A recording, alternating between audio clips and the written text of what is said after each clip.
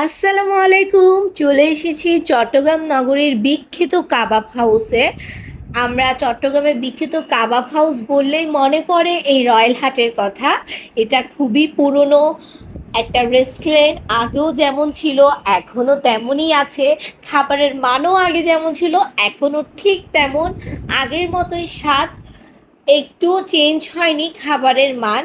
আর আমার তো বরাবরই খুবই খুবই প্রিয় একটা রেস্টুরেন্ট। এখানে আসলেই অনেক অনেক শান্তি খুঁজে পাই। খোলা আকাশের নিচে বসে খাওয়া দাওয়া করার মজাটাই তো অন্যরকম, তাই না? তো আমার কাঙ্ক্ষিত অর্ডার দেওয়া খাবার চলে এসেছে। আমি খুবই খুবই পছন্দ করি রয়্যাল হাটের বিফ চাপটা। তো আমি সেটাই অর্ডার করি। দেন একটা চটপটিও নিয়েছিলাম টেস্ট করার জন্য যে কেমন হয় রয়্যাল হাটের চটপটি। তো এখানে বিফ চাপের কোয়ান্টিটিও খুব ভালো ছিল। আর এটার ডেকোরেশনটা আমার খুব ভালো লেগেছে।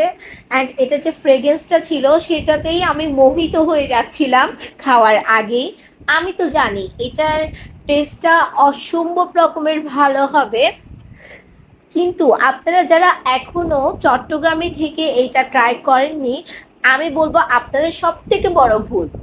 আপনারা যারা খাবার খেতে মানে কাবাব খেতে ভালোবাসেন, তারা অবশ্যই অবশ্যই রয়্যাল হাটে এসে এখানে কাবাব, চাপ, তন্দুরি অবশ্যই ট্রাই করবেন।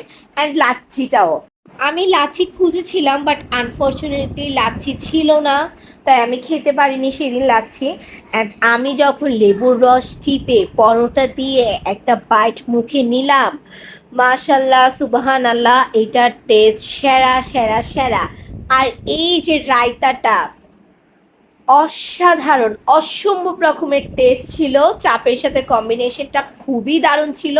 আপনারা অবশ্যই ট্রাই করবেন।